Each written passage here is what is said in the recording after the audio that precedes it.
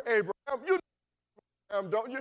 Abraham had a nephew named Lot, and Lot was the quintessential knucklehead. Lot's eyes were always swollen when he saw material things. Lot was in the bling bling before there was a bling bling. And here he had his uncle Abraham, a righteous man, a godly man, and a wealthy man, and gave him everything that he needed. But Lot looked down at Sodom and Gomorrah and said, I can have more if I go down there. So he moved into Sodom and Gomorrah, took his wife in there, had children there in this filth, in this cesspool called Sodom and Gomorrah, and Lot's righteous soul became vexed.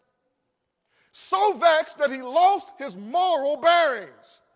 He became so spiritually disoriented and disillusioned that when the holy angels came into Sodom to save Lot and to deliver Lot, and when the perverse, sexually immoral homosexuals tried to sexually assault the angels, Lot offered to give the perverts his daughters.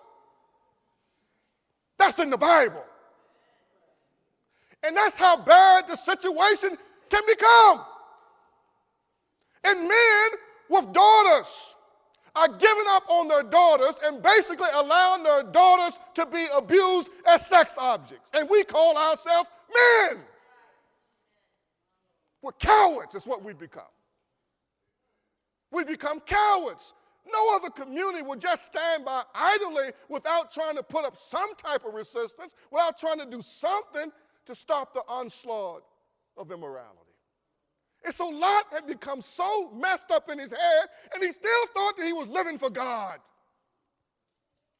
And he was justifying his indifference and his apathy, and he was doing nothing to try to evangelize Sodom and Gomorrah.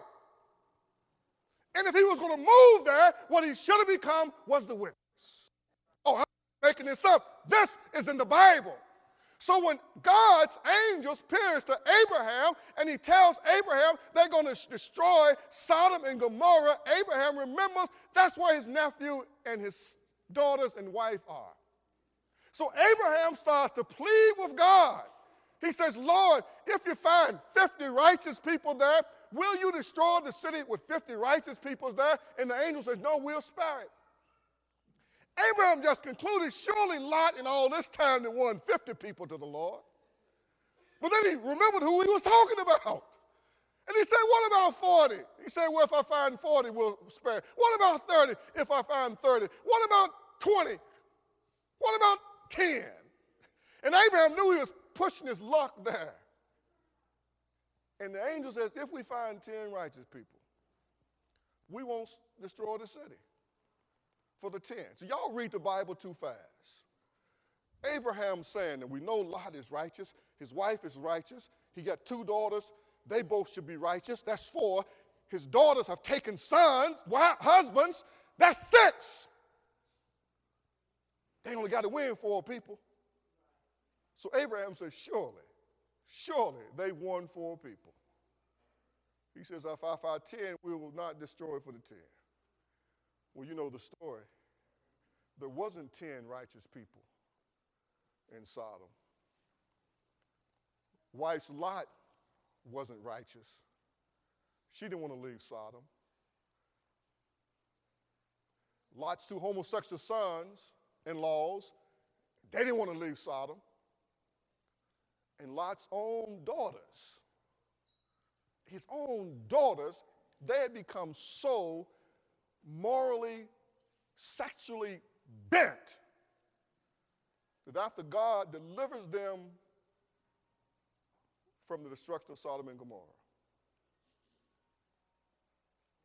they go in and have sexual relationships with their drunk daddy. And then they father children, and their children become the enemies of God's people. Become enemies of the people of God. That's why you got to deal with this. It's not this generation. This generation will breed the next generation of enemies of the people of God because they don't have the moral and the spiritual bearing to do what they need to do for their children. Am I making this simple? Guys, look, I am not a man that is given to hyperbole. People, I don't exaggerate. Let me tell you something. You could walk with me for a week. They got some of the most dangerous people right now locked up at the Salem Industrial Home for you. They're going to release back to this neighborhood and this community. As soon as they turn 18, they got a whole ward up there, a whole ward of sexual offenders, SOS is specific. They wear different uniforms when they're locked up. And they have sexually abused their brothers and sisters and people in the neighborhood as kids.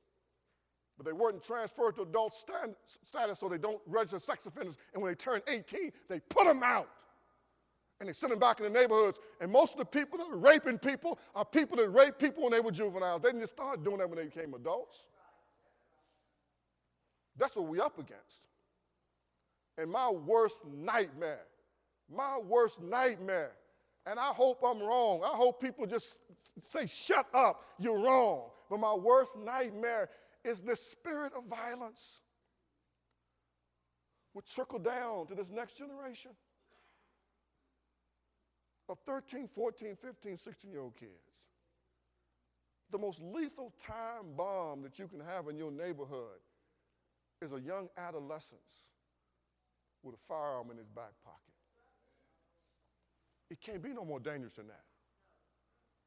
With a loaded firearm in his back pocket.